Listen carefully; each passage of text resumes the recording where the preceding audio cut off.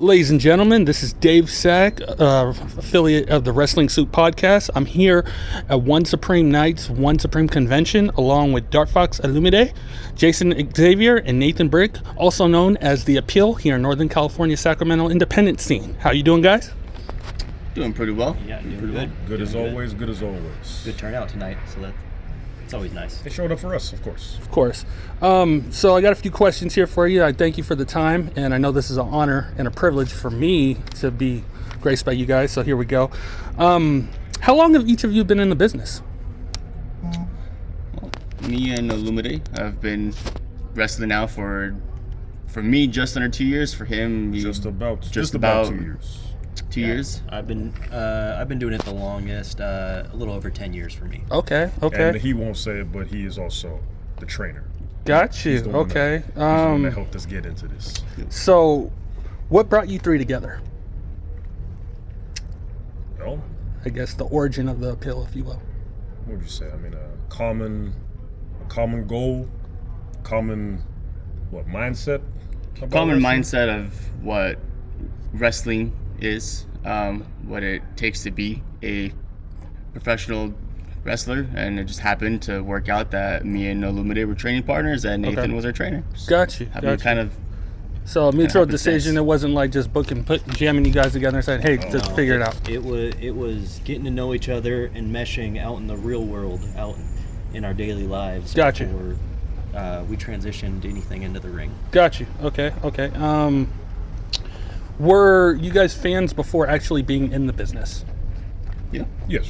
Yeah. Like since childhood, or Yeah, I started watching wrestling when I was 6 years old.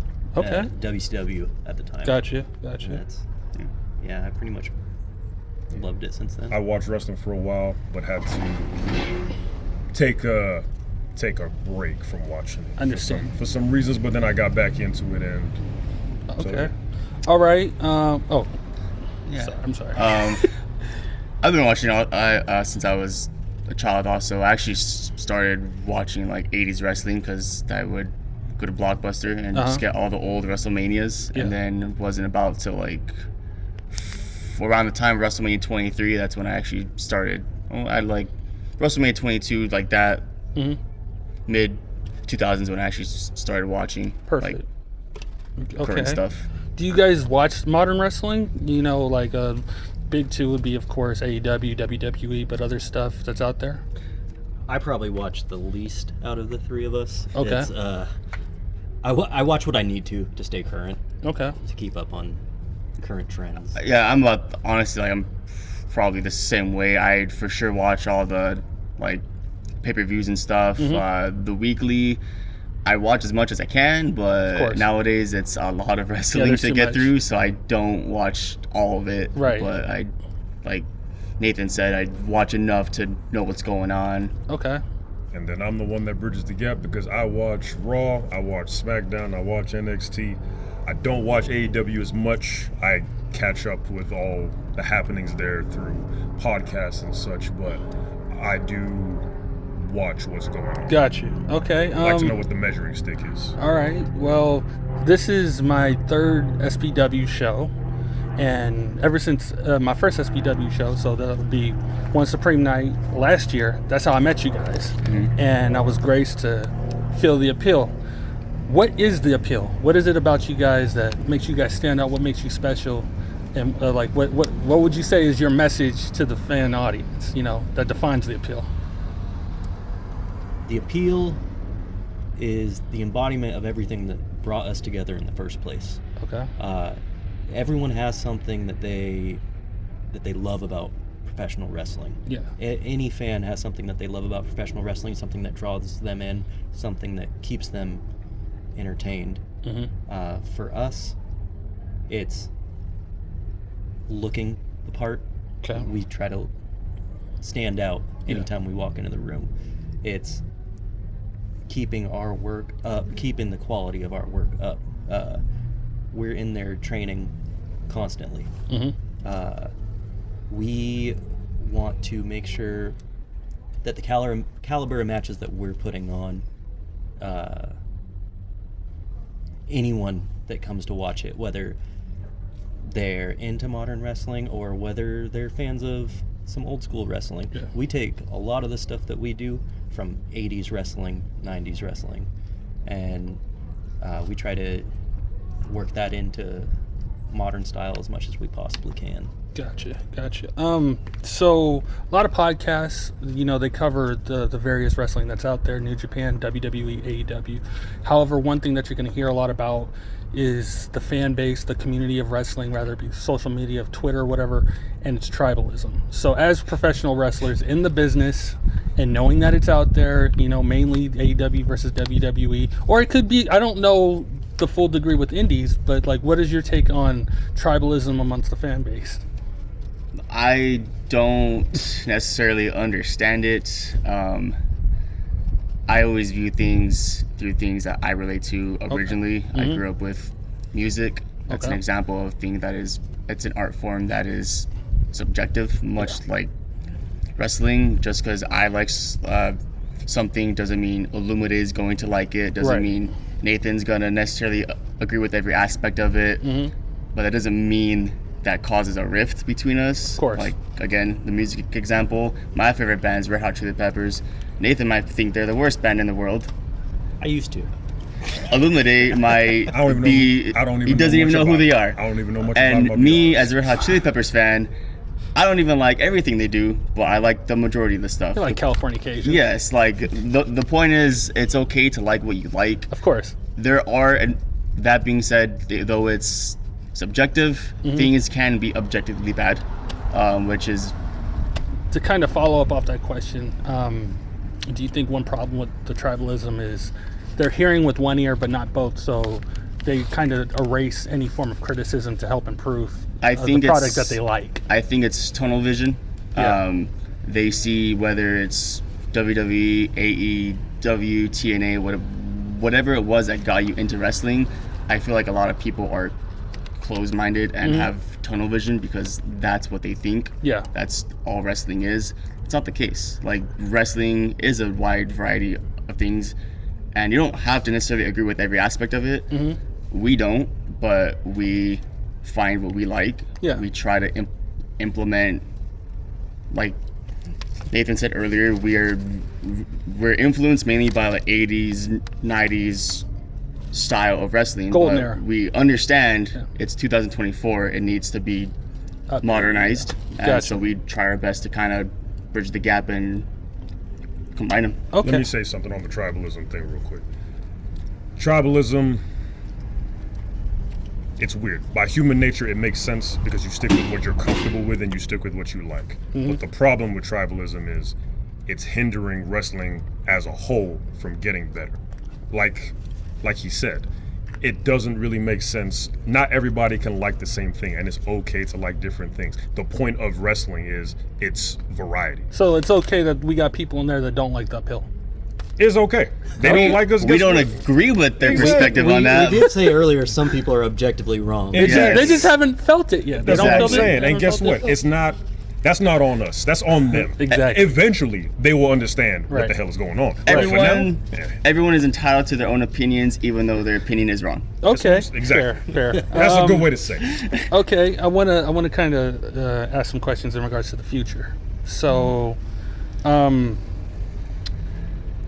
podcasts, interviews, and everything. Different wrestlers, different trainers, and stuff have kind of laid out different forms of ways that wrestlers on the indie scene moving up the ladder, can have success. Not saying the indies alone can't be successful. It can, but there are a few main aspects that are out there. For example, AEW, they tend to hire a lot of indies and just go straight that route. Whereas WWE, they'll hire people to tryouts. They have their performance center to learn their style. And then there are other ways, of course, building your name up even further to gain more recognition, so then the other companies are coming to you. At this point in your careers, do you see yourself as, hey, we're TV ready? And once we get the call, do you see yourself more as the opportunity needs to be presented itself while we're on the indies? Or ideally, would you like to take that leap if the opportunity came to just like get the training in the performance center and like go the route of say NXT, WWE. So like in your ideal individual perspectives, what is your ideal route if it could happen? I think you'd be hard pressed to find many people more TV ready than us. Ooh. But that said, we're always willing to put in the work and to learn something new. I appreciate that. I'm a big believer of never being complacent on where you're at skill-wise, because no matter how good you think you are, and trust me, we think we're pretty good, there's always going to be someone who's even better. And the goal with any sport, anything you do in life, you should strive to be better than what you are at this stage. So personally, if I got a tryout for the WWE and they got me and say I wasn't necessarily ready for it, I wouldn't be opposed to that, because now I know I'm not ready for it. Got you. But it's never a closed door coming back unless you make it that way. Right.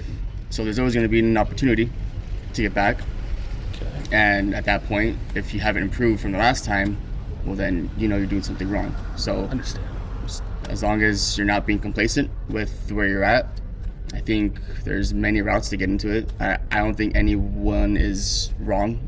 I don't think there's one right way to make it big. Of course, there's multiple avenues, but those seem to be like the top ones so far. But many people forge their own path. They do it how they do it. Everybody's unique, right? So, like Nathan said, like Jayson said, like I do believe as well that we can be ready for anything. Okay. WWE wants us, we're ready. AEW wants us, we're ready. But the difference between us and others are, if they come to us and say, we want you, and let's say, lack for a better term, we shit the bed, we're not going to cry about it. We will take that criticism, we'll use it, and we'll get better. Paul Heyman said one of the best things you can do is take a defeat. Yep. And you learn in defeat. You don't learn from the wins. Right. I like losing. I always stress to people, you never learn from your wins. You learn from your losses, and sometimes you got to learn to eat shit. Okay. To be better. Follow-up question to that. This is kind of depressing, but if opportunity knocked and it broke up the uphill, in what way do you guys see yourself still connecting, or would you eventually over time try to reach your hand out to bring a former member back in to the route you're taking? How would you go about keeping the appeal connected? So what we have is not just, this is, again, it's been said, this is a group of individuals, but nonetheless it's a group. Okay. I want Nathan to succeed. I want Jayson to succeed. I want myself to succeed. Of course.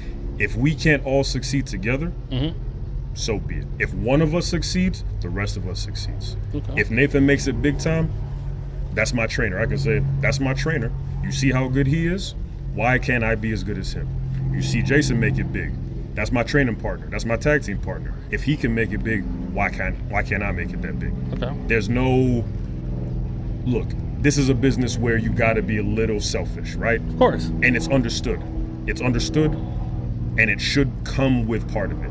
You can have friends, you can have colleagues, you can have associates, but I personally would be pissed off if I found out either of them had an opportunity and they said no, just because they didn't want to hurt my feelings. Oh, well, I'd be pissed off because you hurt my feelings.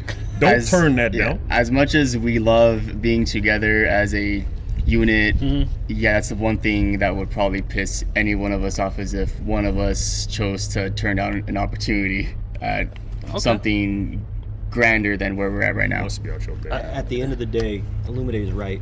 If one of us turns down an opportunity, we might be turning down an opportunity for all of us in the future. When one of us eats, we all eat. Got you. Okay. Last two questions, and then I know we got to get back in there. Regardless of time, of indie, pro, whatever level of professional wrestling in the modern day, what do you guys got for dream matches, individually or as a team? Me personally, I love tag team wrestling. I love tagging with these guys. So most dream matches that I'm gonna think of are gonna be some sort of tag team match. I think us versus FTR would be It'd be really fun. It would be really fun. That would be nice. You know what? As a shout to that, because they had a good match, Juice and Switchblade. Yeah. That You're was right. because Bullet Club that was a solid. I remember thinking, I was like, oh damn, I didn't know that they could tag like that. So that was pretty awesome. Okay. In terms of for me, and that's tag individually, I personally would like to go against Gunther. I would also, he's an up and coming guy. He's in NXT. Obafemi is another guy that I would like to go He's against. got some strength on him. Yep, and Shelton Benjamin, since he's still going at it. Still going. He's still going at it. Okay. I'd like to get in there with him. In terms of me personally, are we saying like wrestlers who are active now, or just It could be an indie name people don't know about. It could be someone pro, like in the big leagues, Japan, wherever, man. If we're talking dream matches of all time, Yeah. then Dudley Boys in their That's prime. what I'm saying. Like, Okay. that opens up a whole nother can of worms. I would say me, from an individual standpoint, in a singles match, probably MJF. I firmly believe he is one of the greatest young talents possibly ever, because he's only 27, 28, and he's already That damn good. legit one of the best wrestlers in the world. And he does, like what we said earlier, he does a very good job of, yes, his style is mainly influenced by older wrestling, Yeah. but he's able to modernize it in Yeah. a way where it fits in today's age, and that's what I always strive to do. You guys respect tradition. Of course, Yeah. and actually to add on to that, another name, silly of me, Randy Orton. Randy Orton. Okay. I feel like I have to say a singles You got match. to. You got it. You got it. Ah, man. All right. Well, just because it's fresh in my mind right now, I love Tama Tonga's work. Ooh. He just got himself on the. You trying to get hit by the bloodline, bro? I know, right? Okay, final question. This is involved with tonight. Again, is the annual show, One Supreme Night. This is my second one being here. But what does One Supreme Night mean to you guys individually? Well, Funny enough, we were talking just about talking this. about We were this. just talking about this. Okay. this show, for me, because of how it's gone for us. In the 2 years, we've done 3 of them, because my first match was in the Battle Royal of the One Supreme Night 2 years ago. Okay. So is this It- the third one? Sorry to cut you off. Yeah, it's our third one in 2 years. Well, yes, in Okay. 2 years. So to me, it indicates the progress that we've made All right. as wrestlers in the 2 years, for me and Olumide, respectively. I know Nathan's done a lot more than us, He's but a lot more and faced a lot more. yeah, So. but for specifically for me and Olumide, it indicates the progress we've made. Like I said, we went from the pre-show, the Battle Royal. Last year, we were the main event As a tag team. as a tag team. All three of us as a tag the team. ladder match. and the Yeah. ladder match, and then Olumide again in the main event, World and me and Nathan are in the Co-main event. Extreme Championship match. Right. So it's just we went from not really being anything to now 2 years in a row we have main spots on the show. Okay. And I will say, I've been around longer, but One Supreme Night does hold a special place for me, because it was 2 years ago when these guys were in the preliminary match, the Battle Royal.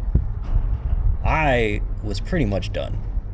I was pretty much decided I was going to step away from wrestling, but it was getting to see these guys and their passion and drive for it, and it reinvigorated me. So they're kind of your second win. Exactly. Okay, that's cool. They've kind of said it all, but yeah, to go from preliminary to main eventing as a tag team, all 3 of us nonetheless, which was one hell of a night, and to now being both of us, me and Jayson we're singles champions now. Right. There's nothing don't get me wrong, I miss being a tag team champ, but now look at us. We're both singles champions. Yeah. We both get to be in main event spots, right? The closing of this show, One Supreme Night, will be me versus Scoot Robertson, right? So like, how can I, like, what is there to, like, this is what progress is, right? Yeah. And like he said earlier, sometimes you gotta eat shit and you gotta learn from it. Not everybody is known from the beginning. I do have one last question. I know I said that was the last one, but it just dawned on me because of the last show I was at with you guys, especially for you, Olumide. That show had NWA World Champion EC3 on it. Yeah. And I'm pretty sure originally he was booked for the main event. How do you feel knowing that spot, you took the main event over the NWA World Champ and got to defend your title to close the show? That's got to mean something. Well, I mean, let me say this in a respectful manner. It's EC3, right? Yeah. The Overman. Yeah. He's been doing this a lot longer than me. He's the NWA champion. Yeah. He's also, I believe, the national champion for OVW. Okay. So he's got a name. He's got prestige. Right. He's got something about him. So, but for them to say, hey, you are the champion of this brand. Right. Therefore, you will be the one defending your championship in the main event. In my eyes, that just means that they have faith in me. It's understood that even against somebody the caliber of an NWA champion, right, I can hold my own. I can stack up and match up to somebody of that caliber. So that's about all I can say about that. Hopefully, that's one of those things where you want the right eyes and you need the right recognition. And I'm hoping Mr. EC3 himself got to see what it was about. I respect that. Okay, guys. Well, we're going to end this up. What's coming in the near future outside of tonight's event? Any more title defenses? Anything that we should be aware of besides watching on Twitch or live? I mean, hopefully. Well, I shouldn't say hopefully. I know so. There's going to be more championship defenses from me with the Extreme Championship and Olumide with the SPW Championship. Okay. So obviously, SPW is the third Sunday of the month. Third Sunday. Every month. Got you. And then Warpath every Thursday. Right. So on Twitch. So I mean, One Supreme Night is kind of like closing one chapter so that the next one can start. Okay. So moving forward, it should be bigger and better things. And I mean, just keep an eye out for us around everywhere. Yeah. You can't say for sure what's going to happen, but I can say I have an empty hand. So looks like I'm going to have to find my own title to fill it with. One last, because you guys, I just thought of this also. Let's go for it. What was it like being in Oasis? It was weird that the Bay Area crowd has some common sense and actually liked us. Yeah. Got you. Not like these Sacramento fans. Yeah, it's very strange that different people recognize you in different ways and appreciate different things about you. So Oasis was a good time. It was a fun time, and we get to go back there on Saturday. Next week, yeah. All right, I'm looking forward to that. I'm looking forward to that. Thank you, guys. Do you want to plug any social media for the listeners? Well, for me, Jayson, you can follow my wrestling account at Jayson Xavier 12, and if you want to peruse my more personal / Ninja Warrior stuff, you can follow me at _1% Ninja 12. Got you. For me, I am on Twitter, I am on Facebook, I am on Instagram, all at Darkfox Olumide, all one word, and Olumide, because I know everyone's like, I don't know what that name is or how to spell it. It's Olumide. So you can find me there. Thank you. I am _astonishing_brick on Instagram. Well, thank you so much again, guys. That has been The Appeal. And can I get one wrestling soup, motherfuckers, from you guys? Oh, are we doing it together? You want to do it together? You can do it 'cause I don't know. What to You don't do. want to? It's simply, he just said it. Wrestling Scoop, motherfuckers. Wrestling Scoop, motherfuckers. Soup. Soup. Shit. Did you not say Soup? No, I said Scoop. Wrestling Scoop? Okay. Redeem. Here we go. Wrestling Soup, motherfucker. Wrestling Soup, motherfucker. WrestlingSoup, motherfucker. Thank you.